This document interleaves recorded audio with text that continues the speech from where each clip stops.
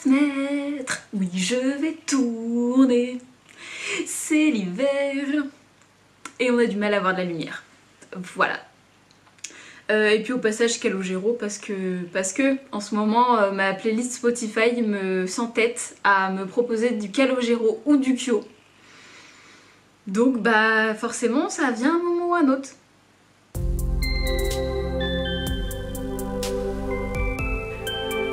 Donc bienvenue sur la chaîne de Sotrico, c'est toujours Sofiana et on arrive en hiver. Et donc on a du mal à avoir un petit peu de lumière.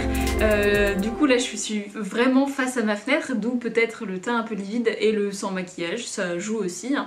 De retour dans ma chambre, puisque monsieur est en télétravail à côté dans le salon, on est en fin de journée, donc il commence à faire un peu noir. Je me suis dit que j'allais me dépêcher de tourner pour être dans les temps et vraiment te proposer un journal toutes les 15 semaines. N'importe quoi, toutes les 2 semaines et donc tous les 15 jours. Donc là le défi c'est de pouvoir te montrer des choses avec une lumière qui soit à peu près acceptable. Donc là on est en décor assez sommaire, mais le principal c'est ce que je vais te montrer, c'est ce que je me suis dit. Donc j'y suis allée nature peinture et puis on va commencer tout de suite. Alors pour une fois j'ai pas oublié et donc je vais te dire ce que je porte et il y a du coup une tenue complètement fait main.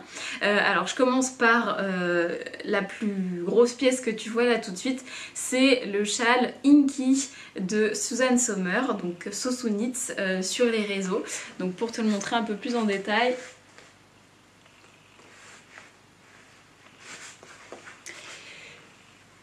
C'est un châle qui se tricote du coup en brioche et en point mousse. C'était mon premier point brioche. J'avais réalisé ça dans le cal qu'organisait Émilie Drouin sur les réseaux, qui a quand même pas mal changé de pseudo. Et le but c'était de tricoter sa première brioche. Elle avait fait plein d'articles de blog, je pense qu'ils sont encore disponibles, pour justement donner un coup de main. Alors sur ce châle j'avais trouvé que c'était extrêmement bien expliqué, je me suis jamais posé de questions, ça a été très facile et j'ai vraiment beaucoup aimé tricoter ce châle. C'est celui que je porte le plus régulièrement. Il doit avoir maintenant 2 ans et il n'a pas bougé.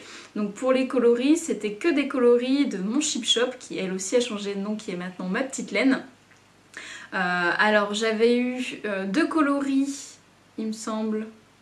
Non, il y a combien de coloris là-dedans 3. Donc j'avais eu un coloris pendant une box que je lui avais commandée. On recevait tous les 3...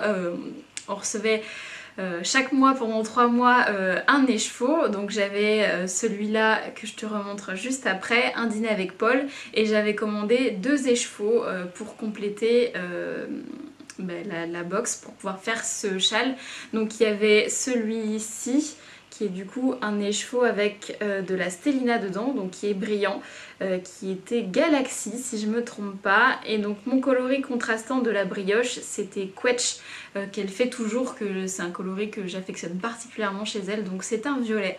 Tu vas vite voir, si tu n'aimes pas le violet, concrètement ne reste pas pendant cet épisode parce que ça risque d'être très pénible pour toi. J'ai quasiment cousu et tricoté que du violet, donc c'est par phase. Avant c'était le vert, j'ai une période rouge, là on est dans le violet.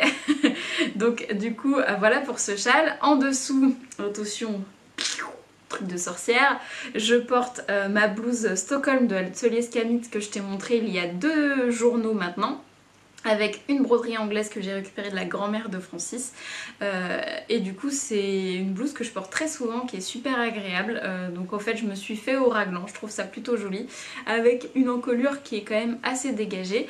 Et donc je la porte rentrée dans mon premier projet fini, sans transition, bonjour. Je la porte avec mon safran de Direndo. Petit tour. Et donc je t'en parle un petit peu plus prochainement. Je vais d'abord faire le point sur Sotrico. Donc qu'est-ce qui se passe pour moi en ce moment. Alors du coup les ateliers sont suspendus, ça je pense que tu t'en doutais, mais ça va me laisser beaucoup plus de temps pour rédiger mes patrons et les publier, me remettre sur le site internet, etc. Donc Un mal pour un bien, les ateliers peuvent continuer en virtuel, donc comme d'habitude si tu as un petit souci n'hésite pas à me contacter pour un cours particulier pour que tu puisses avancer dans tes projets. Tout est à retrouver sur le site internet et donc en ce moment je travaille sur la rédaction de patrons et sur les appels aux tests, etc. Donc la prochaine sortie qui va être le 7 novembre, c'est les tant attendus parce que j'en ai eu des messages, les chaussettes sommeil. Donc c'est des grosses chaussettes d'intérieur. Donc parfait pour cette période du moment.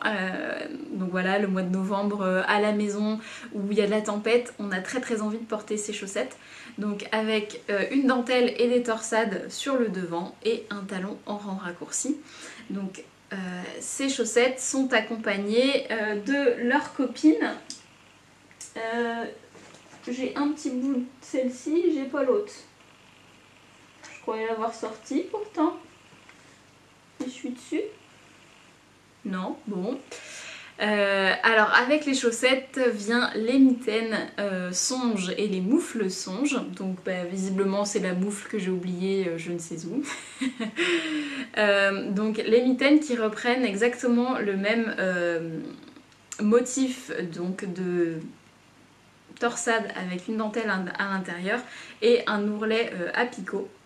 Et donc ces deux modèles là seront sur mon site internet et sur Ravelry le 7 novembre, donc c'est un samedi. Et pour les abonnés à la newsletter, il y a une petite surprise pour vous puisque vous avez le droit d'avoir accès au patron en exclusivité et en VIP grâce à un mot de passe et un code promo aussi pour la sortie du patron. Donc le code promo sera pour tout le monde, mais du coup en avant-première pour les abonnés à la newsletter.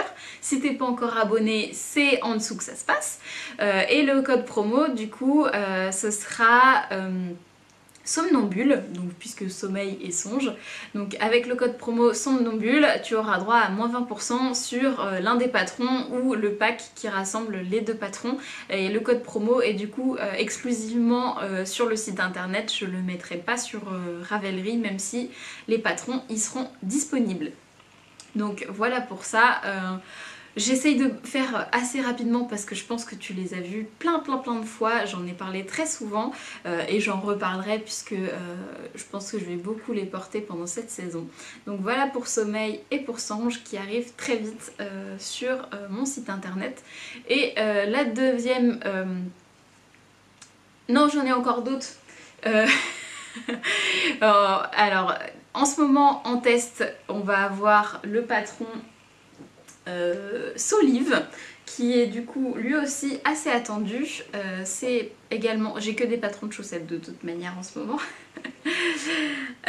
C'est le patron de cette chaussette-ci donc que j'ai réalisé qu'avec des restes. Et donc le coloris que tu vois ici, c'est le coloris qu'il y avait sur mon châle. Donc j'avais un petit reste, donc un dîner avec Paul de ma petite laine. Que je voulais absolument utiliser parce que je le trouve super sympa, et donc j'ai fait cette chaussette avec du coup des rayures verticales et une dentelle sur le mollet. Donc le patron est parti en test et alors si tu es en très petite taille ou très grande taille en largeur de pied, tu es invité à m'envoyer un petit message pour pouvoir tester le patron, puisque pour l'instant j'ai les tailles S, M et L, mais le XS et le XL sont pas encore testés. Donc je serais ravie de pouvoir tester toutes les tailles pour être bien sûre que ça puisse aller à tout le monde. Donc voilà pour cette paire de chaussettes qui est en test et qui est du coup un de mes encours du moment. Donc j'ai repris ma paire de chaussettes parce que j'aime bien faire une chaussette, écrire le patron, le mettre en test et tester en même temps que mes testeuses. Ça me permet d'avoir un regard qui est un petit peu plus aisé déjà sur le patron quand elle me propose des suggestions, des propositions, des suggestions. C'est pas très foncé tout ça, hein. Donc, en gros, quand elle m'annonce qu'il y a des petits soucis, c'est plus facile pour moi de visualiser en tricotant en même temps qu'elle et du coup en réutilisant mon propre patron pour voir si tout est clair et effectivement s'il manque des instructions. Voilà, donc ça me permet de faire une deuxième relecture. Donc en général mes chaussettes sont très décalées, donc la première chaussette je l'ai tricotée avant l'été et du coup là je suis en train de tricoter, donc effectivement j'ai quand même oublié mon patron entre temps, donc c'est une vraie relecture. Donc là j'essaye d'avancer un petit peu parce que j'ai des testeuses super rapides qui sont déjà en train de faire le talon. Donc du coup moi j'ai fait la pointe qui est une pointe arrondie sur ce modèle et ensuite ce petit motif de rayure verticale que je trouve vraiment très sympa. Donc voilà un de mes encours, donc ça c'est l'encours pas trop prise de tête puisque le patron pour une fois est déjà écrit et là il n'y a que des mailles glissées à faire, donc c'est plutôt chouette. Donc celui-là est parti en test et j'ai du coup un autre qui devrait partir en test que je t'ai pas montré ici il me semble. Alors pour les ateliers que je donne en général je crée les patrons pour avoir des objets finis à proposer pendant les ateliers. Donc c'est des projets qui sont tenables en 2 heures de temps où on apprend toutes les techniques. Et donc pour le cours que je voulais faire pour le tricot circulaire, j'ai créé ce modèle de headband. Alors pour te le montrer d'un peu plus près, tu l'as vu sur Instagram, donc c'est un modèle pour les débutants en tricot circulaire. Donc il est fait en tube, donc voilà, il y a un vrai tube qui se sépare au milieu. Et donc sur la face avant, il y a un jeu de torsade et à l'intérieur c'est du jersey simple. Donc pour la construction, du coup, on construit un tube, on tricote tout en tube la longueur de sa tête, un petit peu moins, et après on vient rejoindre avec une couture les deux bords. Et moi j'ai rajouté un petit bouton pour venir resserrer le milieu parce que je trouvais que ça faisait un effet assez rétro, assez sympa. Et donc pour les débutants en torsade, c'est nickel aussi. Donc c'est des torsades qui sont très simples à faire. Mais si tu n'en as jamais fait, ça te permet de pouvoir apprendre la technique assez facilement. Donc le patron, j'aimerais pouvoir le proposer en test, même si c'est un patron très simple, pour pouvoir après proposer le cours en ligne, puisque du coup j'ai filmé tous les tutos vidéo pour apprendre à tricoter en circulaire, que ce soit en magic loop ou avec des aiguilles normales ou avec des aiguilles double pointe aussi. Parce que je sais qu'il n'y en a pas beaucoup qui aiment les doubles pointes, mais moi je trouve que c'est une technique qui est vraiment sympa et je voulais pouvoir balayer toutes les techniques de tricot circulaire pendant ce cours que je donne du coup, que je donnerai. Et si je peux le mettre accessible en ligne pour les personnes qui aimeraient se lancer justement pendant cette période de confinement, ce serait top. Donc si tu es intéressé, donc c'est un bandeau qui se tricote. Alors là je l'ai tricoté avec la laine cascade de la Héritage si je me trompe pas. Voilà, et j'avais 50 grammes tout pile. Donc si je te le mets pour que tu vois à peu près à quoi ça ressemble. Donc voilà ce que ça donne une fois porté sur la tête. Donc c'est un bandeau qui est assez large, qui tient bien les oreilles avec l'effet resserré au-dessus de la tête ou alors sur le côté si on aime bien. Voilà. Pour ce petit bandeau que j'ai tricoté très rapidement. Du coup je le tricotais juste avant de partir au service civique puisque je commence à 10 h, donc je me lève plus tôt pour essayer de travailler pour ce tricot un petit peu avant. Donc voilà pour ce petit bandeau qui, je l'espère, va vous plaire. Voilà, j'avais envie d'un bandeau qui soit un petit peu plus large que le bandeau Frida que propose Atelier Émilie parce que moi j'en ai fait un seul et je le trouve très bien, je le porte assez souvent, mais j'aime bien avoir du coup différentes tailles de laine pour en fonction de si l'hiver sera froid ou pas. Et puis j'avais besoin d'un projet pour le cours et je trouve que l'headband c'est toujours un truc qui est assez motivant, c'est pas trop long à faire et puis ça va à peu près tout le monde quand même. Donc voilà pour le petit bandeau qui a déjà un nom que j'ai appelé Souffle. Donc voilà pour les projets liés à ce tricot, donc design, sortie, etc. Et pour continuer dans le tricot, un encours qui est plus vraiment un encours, qui sera un prochain patron également. Du coup c'est mes chaussettes du cal Socks in the Mug. Donc le principe, je le répète, c'est tricoter une paire de chaussettes assortie à sa tasse, son mug. Et donc j'ai fini de tricoter la première chaussette. Voilà, qui est assez gigantesque, c'est un monstre. Ça ressemble absolument à rien quand on monte ça comme ça. Mais du coup j'ai fini ma première chaussette, donc maintenant du coup j'ai fait une pause. Je vais écrire le patron et une fois que j'aurai tout écrit et que j'aurai lancé le test, je tricoterai la deuxième. Je vais la mettre, je pense, je vais essayer, vu que je suis dans ma chambre, je vais pouvoir monter sur mon lit pour te montrer ma sublime chaussette. Je sais pas si ça va marcher avec mon pantalon. Si, trop bien. Alors du coup, je voulais faire une paire de chaussettes qui était dans l'esprit de Alice au Pays des Merveilles, puisque ma tasse représente le chat du Cheshire de Alice au Pays des Merveilles.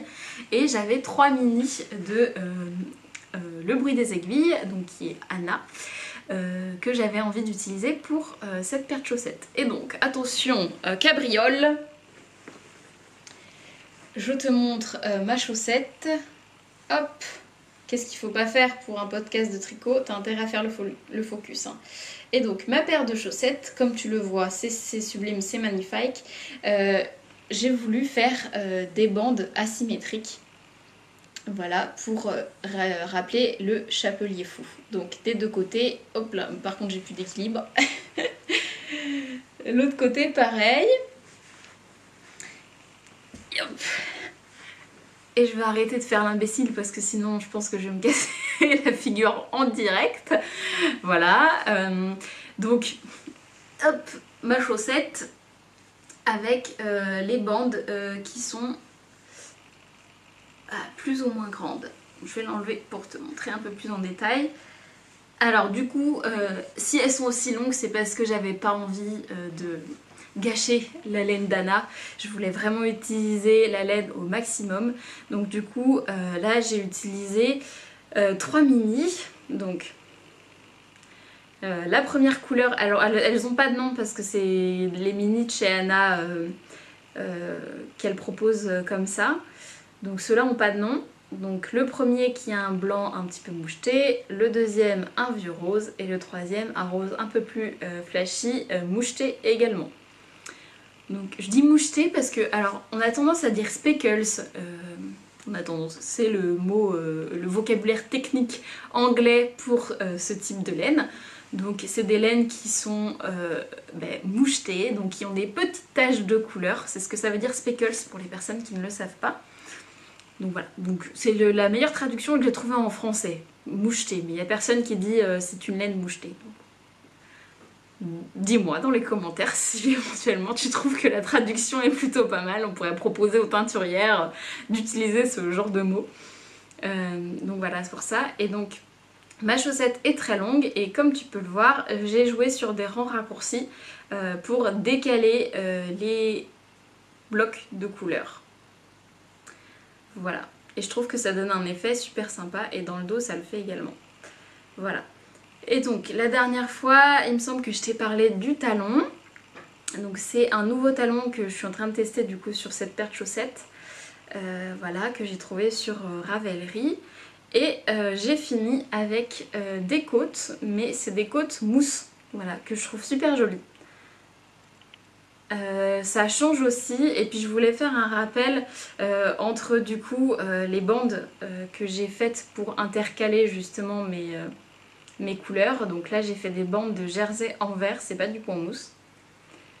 Et je voulais un petit rappel dans les côtes et j'ai trouvé ces côtes là dans mon livre de points. Donc voilà, je trouve ça super sympa. J'ai fait un rabat bien élastique parce que du coup elle me monte très haut sur le mollet, presque en dessous du genou.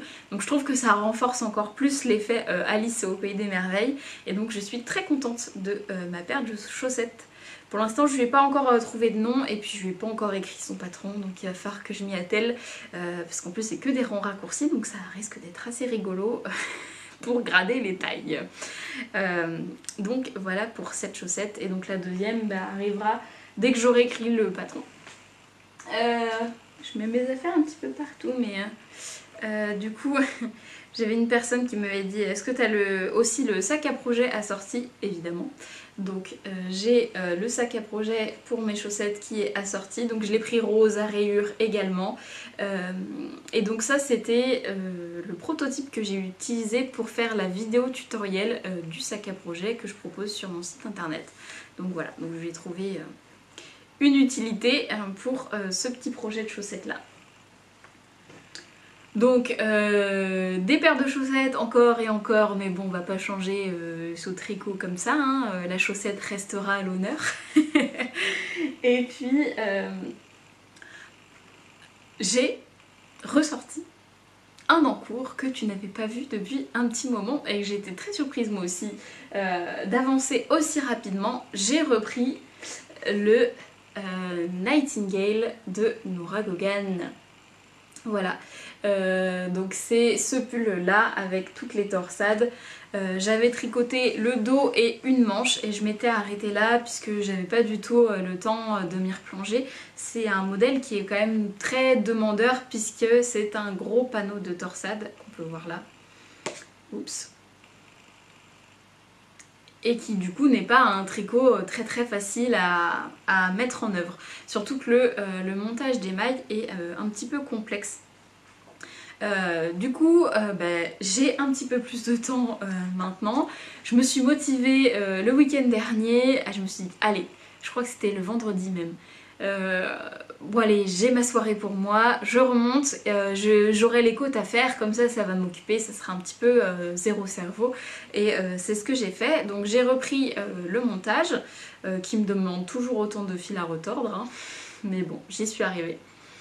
J'ai commencé à tricoter les côtes et après du coup le week-end à la maison, plus de sorties de prévues, donc autant de temps de tricot de gagné et de couture également, et j'ai tricoté tout ça.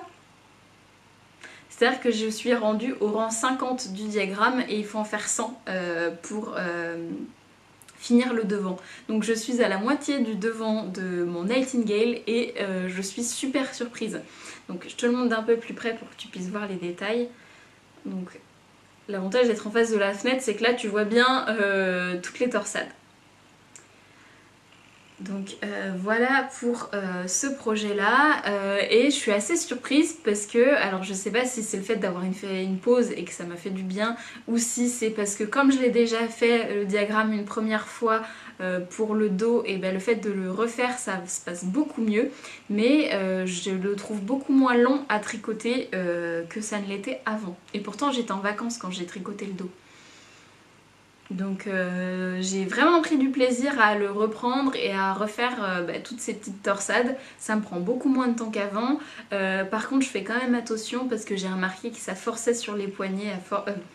Oui, dis 2 fois à force, hein, de toute façon tout le monde l'a entendu. Donc ça force sur les poignets. Donc j'essaye de faire attention et de faire des pauses. De cuisiner, de bouquiner, de regarder des petites séries, etc. Et puis il va avancer tranquillement, il fait son petit bout de chemin et je pense que du coup je pourrais l'avoir pendant l'hiver. Et donc la laine, c'est toujours la laine péruvienne high wool de chez Filcolana, dans ce coloris violet que j'aime beaucoup, hein. Donc voilà pour ce projet. Je t'en parlerai un petit peu plus en détail quand je pense je serai au montage pour te dire si il est correct au niveau des mensurations, etc. Là pour l'instant, à part te dire que c'est des torsades et que ça prend un petit peu de temps, mais pas tant de temps qu'avant, il n'y a pas trop grand chose à dire. Et pour le tricot, c'est tout. Voilà, donc je recommence à avoir un rythme un petit peu plus soutenu de tricot, ça me fait plaisir. Et puis je prends plaisir dans les tricots que je suis en train de faire en ce moment, ce qui est quand même plutôt pas mal. Là je suis en train de passer un petit peu de temps sur Ravelry pour justement savoir qu'est-ce que je vais tricoter après ça, même si bon il y en a pour un petit moment, hein. Mais j'ai fait le ménage dans ma laine et mon tissu pour avoir un petit peu plus l'esprit clair et voir vers où je vais. Et donc bah, forcément Ravelry n'est jamais très loin dans ces cas-là. Et donc mes futurs projets que j'aimerais, c'est du coup me refaire une autre paire de mitaines, mais j'ai très envie de faire du jacquard en ce moment, et peut-être aussi un col. Mais j'ai des idées de design en tête, et donc mon cœur balance entre est-ce que je prends un patron sur Ravelry déjà tout fait, est-ce que j'essaie d'imaginer quelque chose. C'est pas évident parce qu'il y a tellement de jolies choses que les autres créatrices font que bah on a envie de faire tout, mais j'ai pas la laine pour tout et ni le temps, donc prioriser soit les designs, soit essayer de me faire plaisir, même si j'adore designer, sur des créateurs que je ne connais pas encore. C'est un petit peu mon dilemme en ce moment, donc n'hésite pas à me dire qu'est-ce que tu préférerais toi, est-ce que tu préférais voir des designs à moi ou des projets des autres créatrices tricotés par moi. Il y aura les deux forcément, mais qui viendra en premier, on ne sait pas.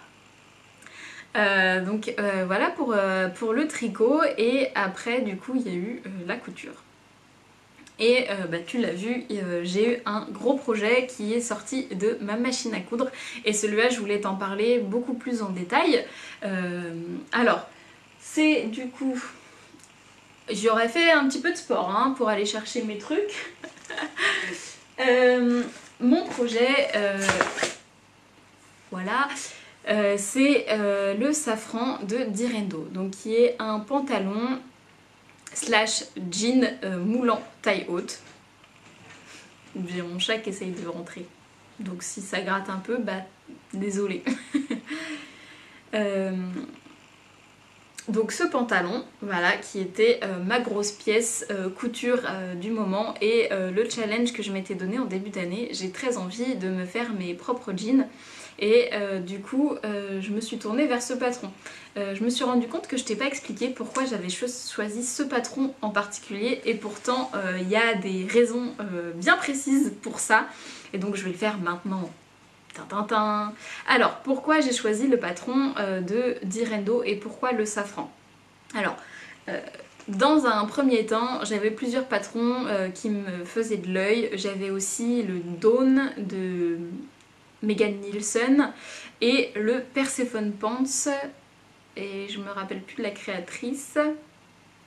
Voilà, mais c'est ces deux patrons de pantalons qui sont très connus, mais c'est des patrons qui sont en anglais.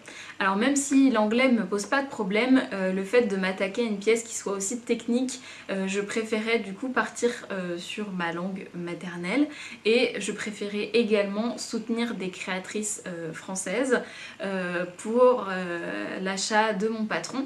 Donc j'ai choisi le pantalon de Direndo parce que du coup les critères étaient remplis, c'est en français et c'est une compagnie française. C'est aussi un patron que je pouvais acheter chez une mercerie qui est à côté de chez moi, donc les Embobineuses. Donc ça permet de favoriser aussi une entreprise locale, et en ce moment on en a bien besoin. Et le dernier critère qui m'a fait pencher pour le pantalon safran, c'est que sur le site de Direndo, il y a un blog, et que sur ce blog, il y a toutes les instructions pour pouvoir adapter son pantalon à sa morphologie. Alors dans le livret, il y a déjà un petit passage pour expliquer voilà, les patrons,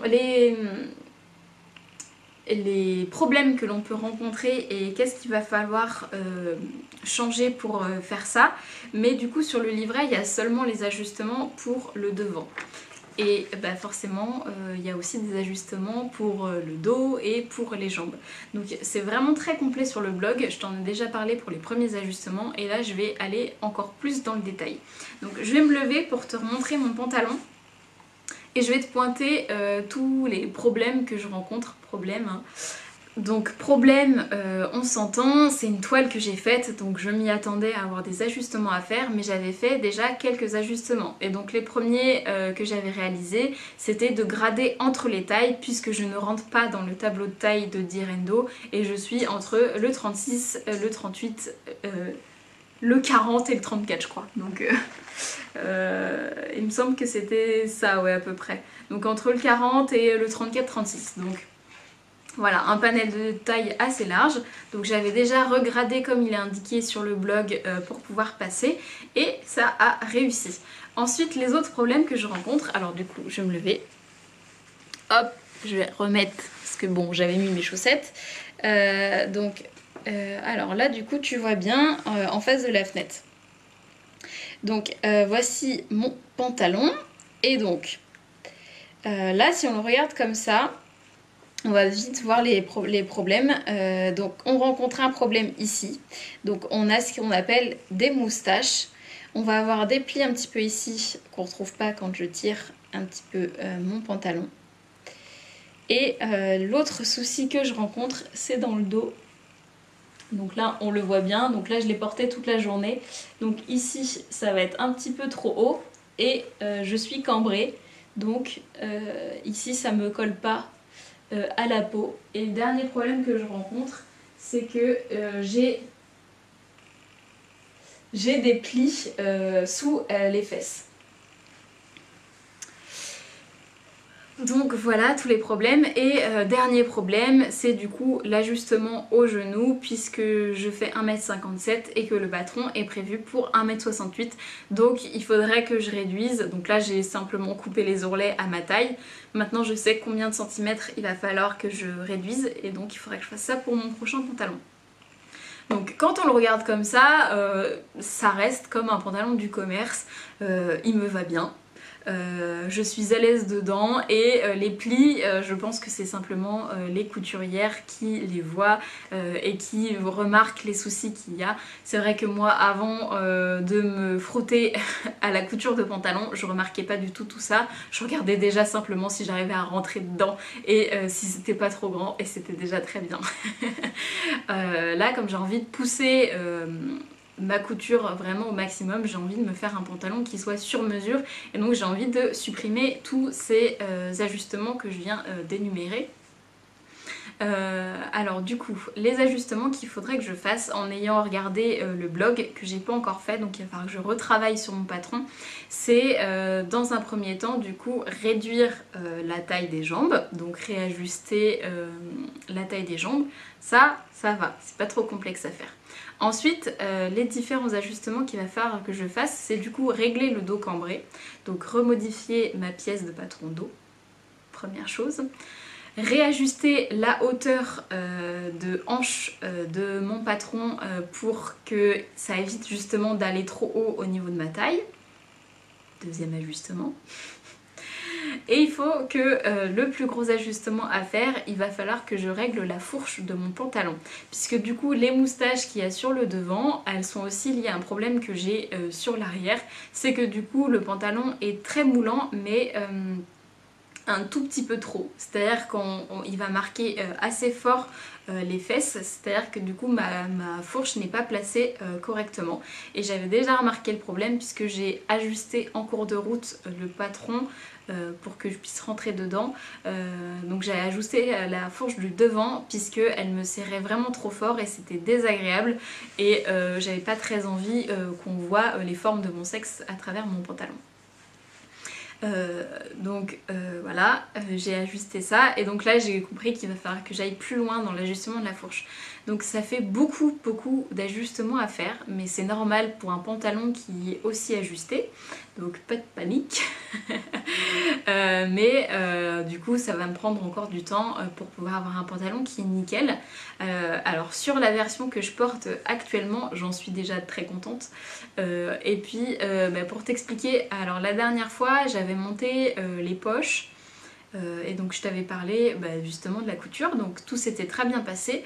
Le point technique que j'ai rencontré après, c'est la braguette, et celui-là il s'est un petit peu moins bien passé. Mais bon, on s'y attendait. Alors j'ai déjà monté des braguettes, mais là le montage que propose Direndo, c'est un montage que j'avais jamais fait et que du coup j'ai eu un petit peu de mal à appréhender, donc je l'ai recommencé 3 fois. Ça a été très long, et en plus du coup j'ajustais la fourche au fur et à mesure, donc je me rendais pas bien compte vers où j'allais. J'ai eu des petits soucis en fait pour comprendre comment allait se monter la braguette, et en fait d'avoir un vrai pont ici qui fasse que même si je tire sur mon pantalon, on ne voit pas la braguette sortir. C'est c'est un souci que j'ai sur les autres montages de braguettes que j'ai déjà fait, c'est qu'à chaque fois le pont est pas assez couvrant sur la fermeture et quand je le porte, il suffit que j'ai le ventre qui gonfle un petit peu et on voit la braguette, ce que je trouve pas très saillant. Là sur le coup, ce montage là permet de régler ce problème et c'est du coup très bien fait, mais j'ai eu un petit peu plus de mal à le faire. En dehors de tout ça, c'est très bien expliqué, donc les problèmes ça a été juste moi de réussir à agencer mon tissu pour que il se mette comme il faut, que j'ai pas de faux plis. J'ai pris en sandwich plusieurs fois la braguette avec par exemple le dos du pantalon. C'est ce que j'ai trouvé en fait le plus compliqué, c'est que la braguette est montée en dernier. Et je trouve ça pas forcément très évident. Dans mes autres montages, à chaque fois la braguette se mettait avant d'assembler les jambes, ce que je trouve beaucoup plus facile puisqu'on a beaucoup moins de tissu à manipuler. Donc pour le prochain pantalon, je ferai ma braguette avant, maintenant que je sais à peu près comment doit être le saillant de mon pantalon et quand j'aurai déjà fait tous mes ajustements, j'aurai plus besoin de monter les jambes en avance pour voir si oui ou non le pantalon me va. Donc après pour le montage de la ceinture, du coup ça s'est très bien passé. Moi qui d'habitude ai un petit peu des difficultés, là je suis très contente de mes finitions. En plus du coup on a vraiment toute la ceinture de surjeté en haut, en bas avec le bouton et du coup l'intérieur de ma ceinture est vraiment très propre. Voilà, et il y a aussi les passants. Donc pour ça, je suis très contente d'avoir bien réussi. Toutes les pièces se sont très bien emboîtées. Les finitions qui sont proposées sont des finitions que je trouve très propres.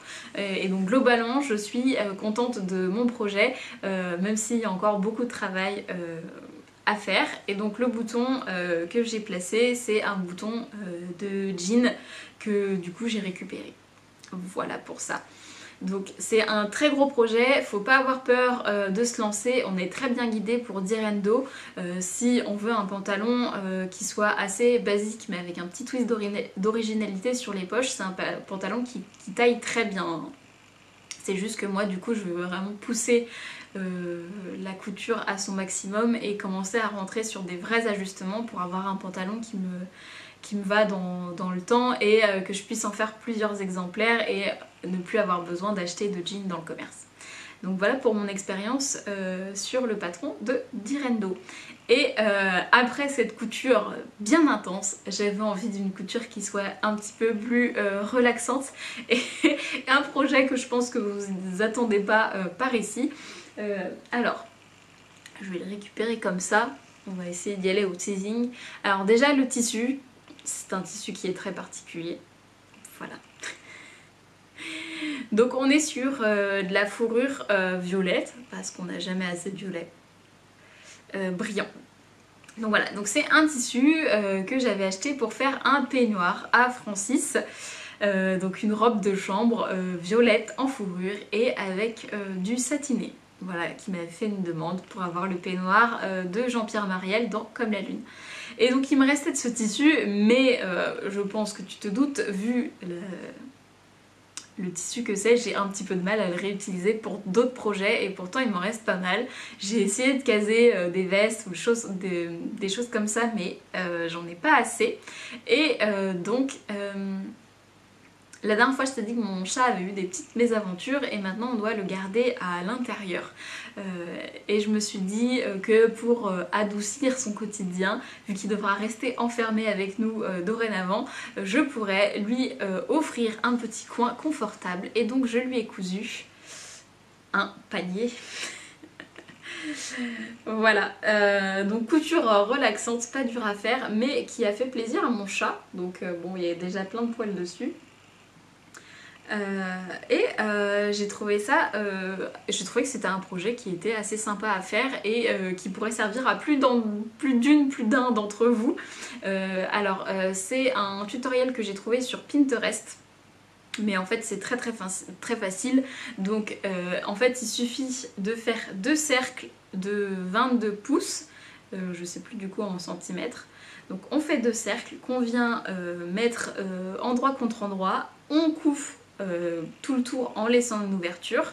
Donc moi j'ai fait à la surjeteuse et ensuite on vient coudre à l'intérieur Donc avec un espace de 4 pouces, on vient coudre à l'intérieur pour fermer en fait le premier cercle.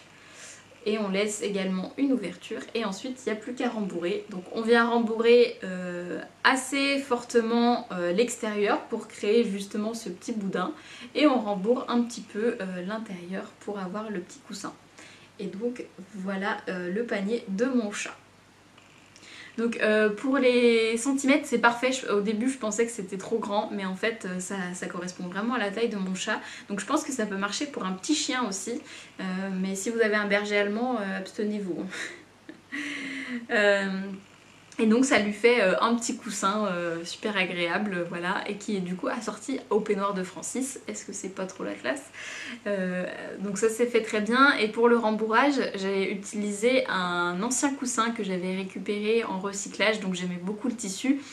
Et du coup je l'ai ouvert et j'ai récupéré le rembourrage pour pouvoir faire le coussin à mon chat. Donc je pense que s'il gratte là, c'est peut-être parce qu'il veut récupérer son panier. Au début j'avais un peu peur qu'il l'accepte pas parce qu'il faisait tout le tour, il allait jamais dessus, on a essayé de l'appâter avec des croquettes et ça a plutôt bien marché. Maintenant il s'y dirige tout seul et donc ça rend mon petit cœur de maman chat très très très fier.